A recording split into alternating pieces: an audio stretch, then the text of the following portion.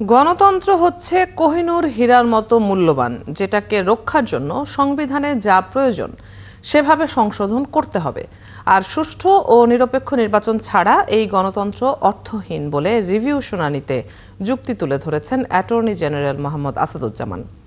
সকালে প্রধান বিচারপতি ডক্টর সৈয়দ রেফাত আহমেদের নেতৃত্বাধীন ৭ বিচারপতির বেঞ্চে তত্ত্বাবধায়ক সরকার ব্যবস্থা ফেরাতে নবম দিনের শুনানিতে এসব কথা বলেন অ্যাটর্নি জেনারেল। তিনি আরও বলেন, তত্ত্বাবধায়ক সরকার ব্যবস্থা বাতিল করার ফলে বিগত নির্বাচনে ভোট হয়েছে একতরফা, ধ্বংস হয় জবাবদিহিতা, ভেঙে পড়ে আমলাতন্ত্র ও আইনের শাসন।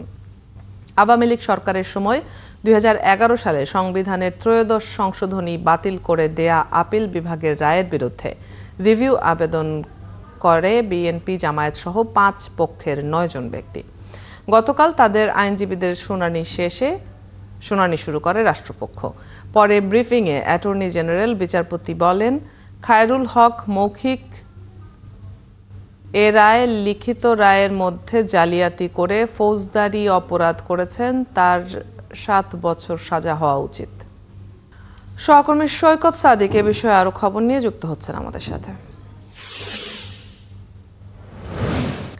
সৈকত, নবম দিনের আপিল শুনানির সবশেষ পরিস্থিতি জানাবেন।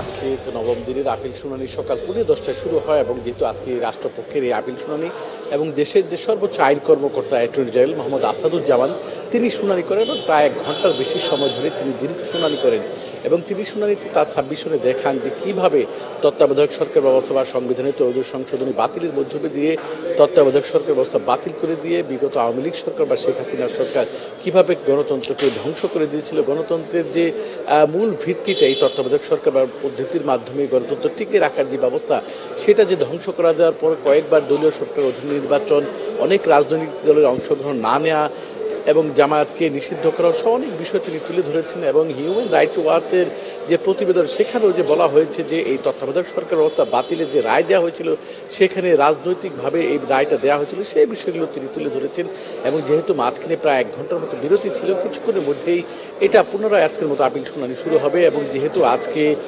1টা পর্যন্ত রাষ্ট্রের আইন কর্মকর্তা শুনানি করবেন এবং তিনি তার জায়গা থেকে পরবর্তীতে আর কি শুনানি করেন, কি সাবমিশন করেন সেটা কিন্তু আবার হয়তো তিনি আজকে গণমাধ্যমের সাথে কথা বলবেন। আপনি জানেন যে গতকালকেও গণমাধ্যমের সাথে কথা বলেছিলেন তিনি এবং তিনি সে সময় তুলে ধরেছিলেন বিষয়গুলো।